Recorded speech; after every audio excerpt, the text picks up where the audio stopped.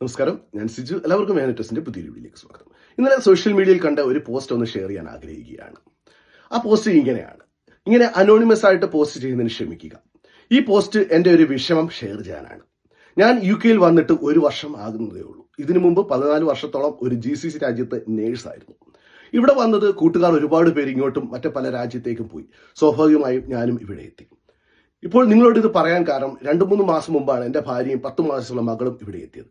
കഴിഞ്ഞ ദിവസം ഞങ്ങൾ ഒരുമിച്ച് ആഹാരം കഴിച്ചുകൊണ്ടിരുന്നപ്പോൾ എന്റെ കുഞ്ഞ് എന്നോട് ചോദിച്ചു, അച്ഛൻ ഇപ്പോൾ എന്താ പഴയതുപോലെ ചിരിക്കാത്തത്, അധികം തമാശയൊന്നും പറയാത്തത് എന്നൊക്കെ ഒരു വിഷമം പോലെ പറഞ്ഞു.